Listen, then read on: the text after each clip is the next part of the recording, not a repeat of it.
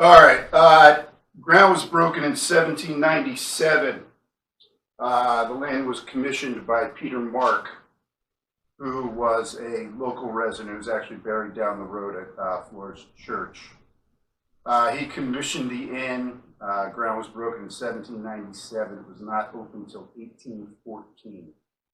The reason it took so long is every brick that you're staring at in this room and the main body of the house were actually kilned on property. So, as opposed to the two rooms in the back that if you look at those, they're like pristine squared bricks from the 1930s.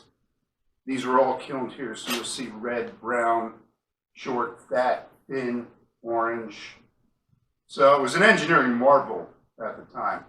The only thing added is that white wall there. And you'll probably be able to see it a little bit better tomorrow.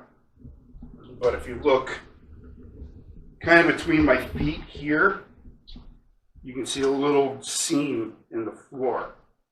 This is the original back bar. So it came out as a U. So this was 1814. 1797 commissioned, opened in 1814. Nice. The fireplace is actually original.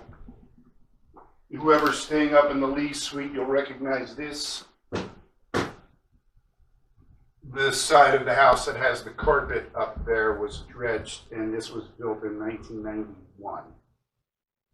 The bar went back and forth over the years. The original bar was here, moved back and forth a couple of different times, but the original bar was there. Again, that's the original fireplace. And if you notice, not a lot of foof, not a lot of stained glass, not a lot of leaded glass, not a lot of finials.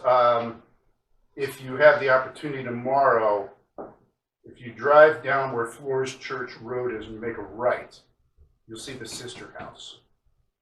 They were built by the same person.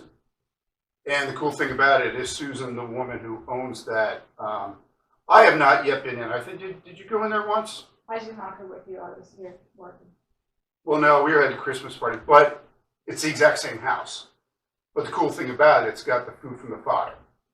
So like the finials and the descriptive pieces of the inn are far more dramatic.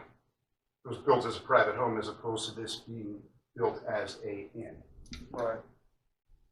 So 1797, 1814 opens up. The gentleman who's running the property decides that he's going to come up with a wonderful business practice, and he would not take barter or trade. So if you were to, he felt that given the area, he'd be seeing the same products over and over and over. So he decided to accept no payment other than cash. Hence the little hamlet that was nameless adopted the name Cashtown. So that's where that came from. That was Peter Mark, gentleman that did it. Again, he's buried up the road down on the right-hand side, right behind, or right next to Flores Church. And again, the sister house is down there as well. So at 1814 opens up. The inn runs like a well-oiled machine. He got you for every dime and every dollar, which was the beauty of the place. He got you for your stagecoach stop. He got you for your overnight stay. He got you your food. He got you for everything, and it was a toll. This was an original toll road. This is part of the Lincoln Highway, which is a Route 30, which actually runs from California to Jersey. If you follow it all the way through. If you're strong-willed enough when you get to like Ligonier, PA, and you're going through those mountains up and down the hills, yeah, you have to hit the brakes a little bit. But it does cover all the way through. Which begs to the point that we were basically like a dime a dozen. There were these located pretty much every 8 to 17 miles apart, depending on the specifics of the building. But through the toll road, it was either going to be an inn, or it was going to be a restaurant, or it was going to be something along those lines. Now we just happened to hit the four all in one given spot. And what's interesting is In 1947, they built Major Route 30. So this, basically the only time this went into disrepair. It was a private home. I mean, over the years, it was probably considered a brothel at some point. You can't have a place like this where it's located and have 5 bedrooms and they weren't used. In that vein, naive to think that you don't want to sell as a selling point, but Yeah. it's part of the history of the property. But in 1947, when they built Major Route 30, this was basically forgotten. So it kind of stunk for the people that owned it from the 40s to the 60s, where it became a private home, and again, it was not of high standards, so to speak. But the traffic pattern went away. So as I said, dime a dozen, there were probably hundreds of these that don't exist. I had a gentleman come here, probably 2006. That's how long we've owned the house. And a gentleman came by with a 3-ring notebook. And there he showed me pictures of like 40, 50 places that he could barely find the foundations. Places exactly like this that just came and went. So the fact that we're still here and still living and breathing and doing what we're doing is a marvel in and of itself. So that takes us from the 40s to the 60s.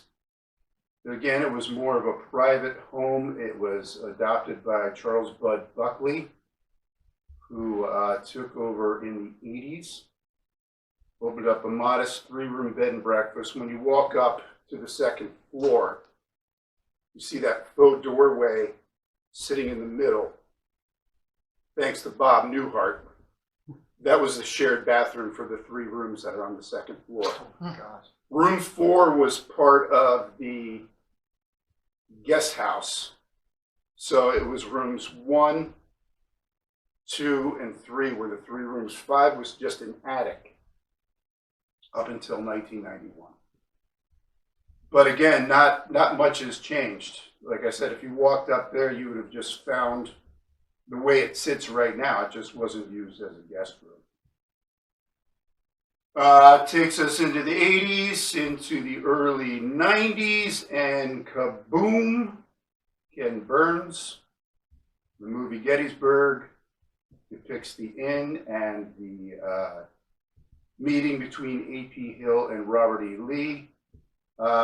Dredging back to the 1860s, the inn was invaded by Jeb Stuart. This was in 1862.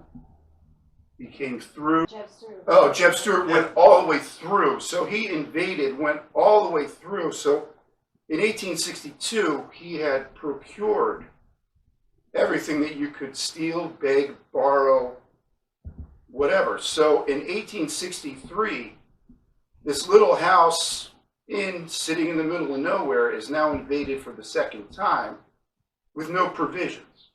The BS story between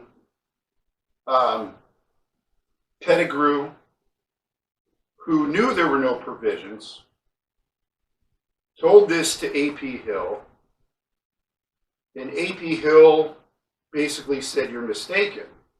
That's when Heath goes up to Hill and says, "Do you mind if I go for the provisions?" Proverbial shoes that we obviously know did not exist because they had already stolen everything that would have been available. So he was just going into Gettysburg to cause a fight, and that's where he finds Buford. And that is, now we're into 1863. But it was already gone through in 1862, so this little house was invaded twice within 13 months, which is unheard of.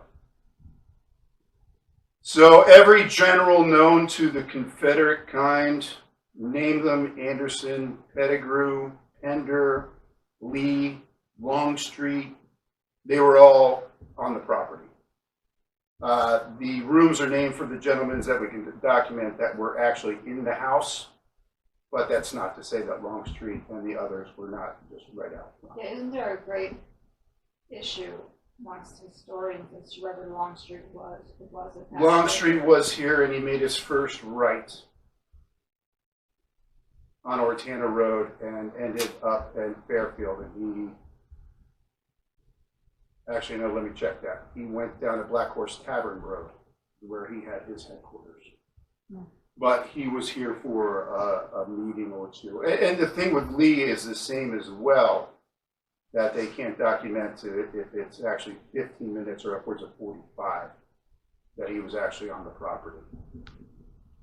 So the battle begins, and you probably have heard stories about the boom boom in 3 days, and I'm not a historian, so I can't tell you about that, but what I can tell you is on the way out, that room number 2 was used as Imboden's office.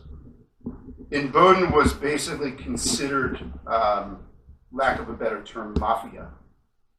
He was very close with Lee, and Lee's orders were for him to evacuate the men. The other set of the structure went through Fairfield for the retreat, but the evacuation came through Cashtown. So that again, we were hit up, and Imboden later wrote in his memoirs, he didn't realize the horrors of war until being on the property of Cashtown. Now you have to understand that after 3 days of fighting, the men on the property that were taken off the property back through Chambersburg, the blood, horror, sorrow, fear, anguish, fill in the blank, that all 3 days are absorbed on one property, and no one else can say that. That there was men from all 3 days. Now, yes, you can go to Cemetery Hill, and there's a group of guys that died on Cemetery Hill, and some that died on Little Round Top, but portions of each of those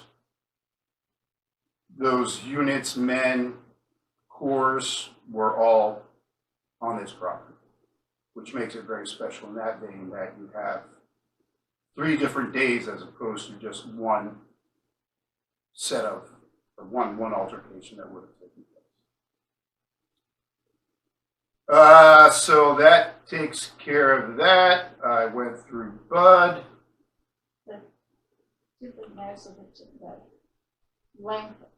The length of the dying and wounded soldiers was 17 miles long. So when the last horse's ass left my front yard, the first one hit Chambersburg. The first horse that left here, the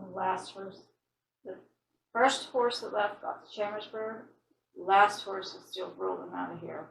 And I guess they had been people that had been operated on 2 or 3 times already, and there was no straw for them in the carts, and they were screaming, just leave me here, just leave me here. Yeah, they were evacuated in carts with maybe a little bit of hay or straw if they were lucky. But yes, the neighbors between here and Chambersburg had heard the screams from the men, just let me here, leave me die. And they said the stream ran right through. Well, we haven't gotten to the basement stuff yet. Down there for that. I jumped.